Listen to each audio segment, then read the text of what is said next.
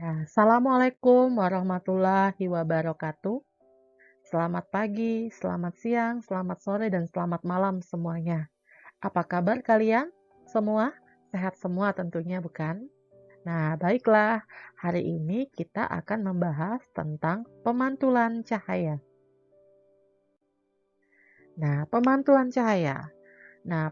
cahaya itu bisa terjadi pada cermin, yaitu yang pertama adalah pemantulan cahaya pada cermin datar, kemudian pemantulan cahaya pada cermin cekung, dan pemantulan cahaya pada cermin cembung. Hukum pemantulan Snellius.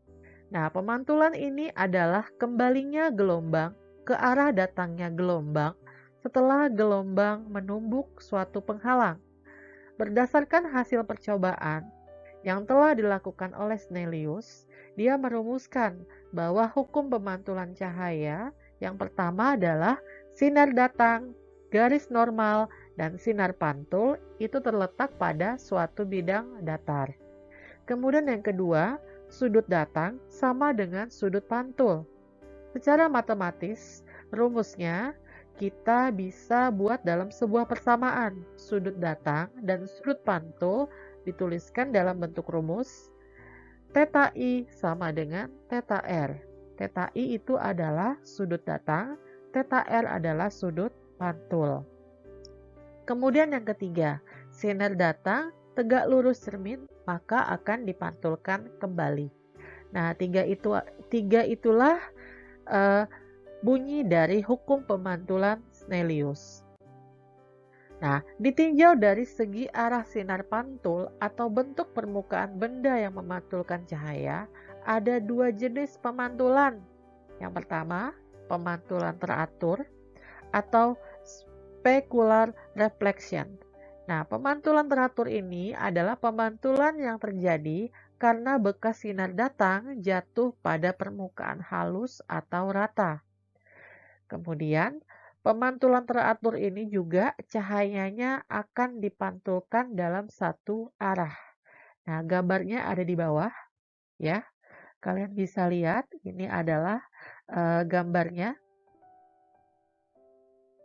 dari pemantulan teratur. Kemudian yang kedua, pemantulan diffuse atau pemantulan baur atau diffuse reflection. Pemantulan diffuse atau pemantulan baur adalah pemantulan cahaya ke segala arah yang terjadi karena bekas sinar datang jatuh pada permukaan kasar ataupun tidak rata, sehingga hasil atau arah pantulannya tidak terjadi pada satu arah saja ya.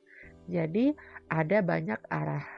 Nah, gambarnya ada di bawah ini. Ya, jadi hasil pantulannya tidak rata.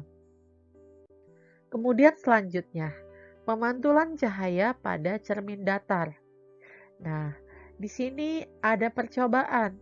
Ada sebuah lilin yang disimpan di depan pada sebuah cermin datar. Nah, hukum pemantulan pada cermin datar maka akan menghasilkan yang pertama, sinar datang akan dipantulkan dengan besar sudut pantul yang sama dengan sudut datang.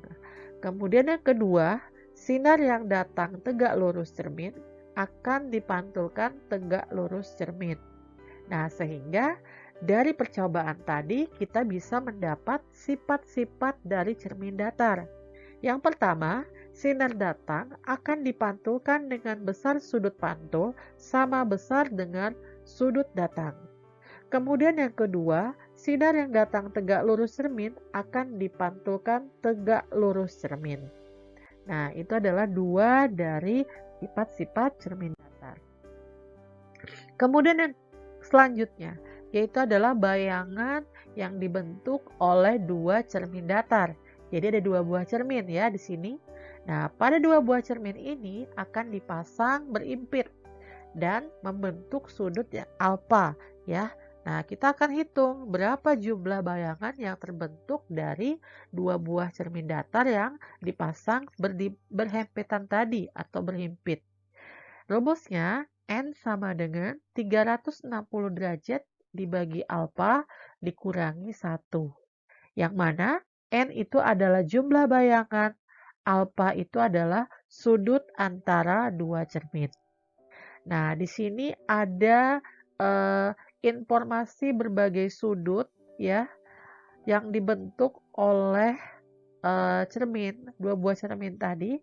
Kita bisa mengubah-ubah berapa bentuk sudutnya, berapa besar sudutnya, ya.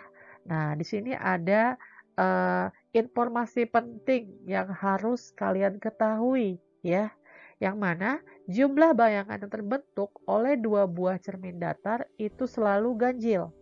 Nah, jika hasil perhitungan yang kalian hitung itu 360 derajat kita bagi dengan alfa atau sudutnya menghasilkan angka yang ganjil, maka tidak perlu dikurangi angka 1. Ya. Jadi kebalikannya, kalau misalnya hasilnya genap, maka angka 1 itu kita kurangkan. Ya, begitu caranya. Kita ke contoh soal. Dua buah cermin datar dipasang membentuk sudut 60 derajat. Sebuah benda diletakkan di antara dua cermin tersebut. Jumlah bayangan benda yang akan terbentuk pada kedua cermin adalah, ya kita pakai rumus yang tadi, N sama dengan 360 derajat dibagi alfa dikurangi 1. Ya, 360 derajat dibagi 60, hasilnya adalah 6. Ya.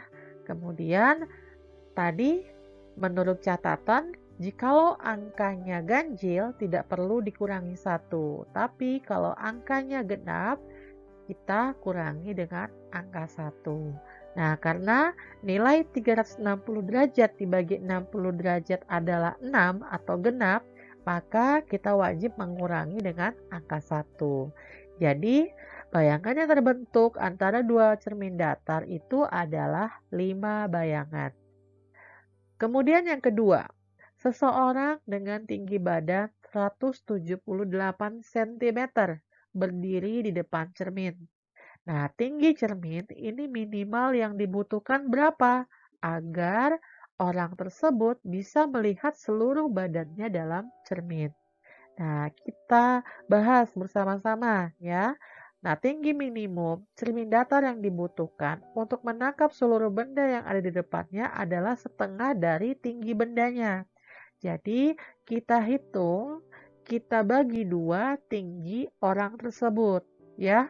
Jadi T cermin sama dengan 1/2 dikali tinggi orang tersebut 178. Jadi kita bagi 2, hasilnya bahwa cermin yang dibutuhkan orang tersebut agar dia bisa melihat seluruh bayangan bendanya di depan cermin adalah 69 cm. Oke. Nah, di sini ada latihan soal. Kalian bisa jawab ya, silakan jawab di kolom komentar. Ada 2 soal. Yang pertama, 2 buah cermin datar saling berhadapan membentuk sudut 30 derajat. Berapakah bayangan yang dibentuk oleh 2 cermin datar tersebut? Kemudian soal yang kedua, hitunglah panjang minimum suatu cermin yang dibutuhkan agar seseorang penari adat yang tingginya 160 cm bisa melihat seluruh tubuhnya. Ya, silakan dijawab ya. Silakan dijawab di kolom komen. Oke, yang kedua selanjutnya adalah pemantulan cahaya pada cermin cekung. Cermin cekung ini adalah cermin yang bentuknya melengkung ya. Tapi lengkungannya ke dalam. Nah, kalau lengkungannya keluar, itu namanya cermin cembung. Nah, contohnya kita lihat seperti bola sepak yang dibelah. Dan dilihat, kita bisa lihat bagian dalamnya. Nah, untuk cermin cekung ini punya sifat konvergen. Konvergen itu artinya adalah mengumpulkan cahaya. Nah, ada 3 sinar istimewa yang dimiliki oleh cermin cembung. Yang pertama, sinar datang sejajar sumbu utama akan dipantulkan melalui titik fokus. Kemudian yang kedua, sinar datang melalui titik fokus akan dipantulkan sejajar sumbu utama. Kemudian yang ketiga, sinar datang melalui pusat kelengkungan akan dipantulkan kembali melalui titik pusat kelengkungan cermin.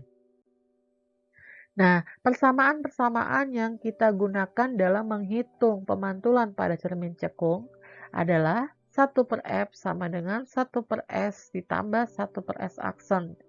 Kemudian M sama dengan S aksen dibagi S atau H aksen dibagi H. Kemudian R sama dengan 2F. Yang mana F itu adalah titik fokus atau titik api, ya. Dia bernilai positif karena cermin cekung mengumpulkan sinar, ya. Kemudian S, jarak benda ke cermin. Kemudian S aksen adalah jarak bayangan ke cermin. M adalah perbesaran benda, H tinggi benda, H aksen tinggi bayangan, R adalah jari-jari kelengkungan cermin cekung. Nah, manfaatnya cermin cekung dalam kehidupan sehari-hari. Yang pertama, sebagai reflektor pada lampu. Kemudian yang kedua, pengumpul sinar matahari pada pembangkit listrik tenaga surya. Kemudian yang ketiga, reflektor antena penerima sinyal radio. Keempat, cermin untuk rias. Kemudian yang kelima adalah cermin dental untuk alat bantu dokter gigi. Kemudian yang ketiga, pemantulan cermin pada cermin cembung. Cermin cembung ini adalah cermin yang arah lengkungannya keluar.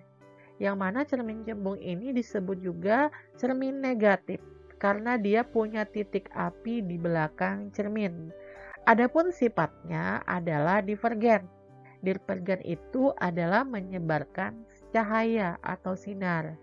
Nah, dalam cermin cembung ada 3 sinar istimewa yang bisa membantu kita dalam menentukan sifat-sifat bayangannya.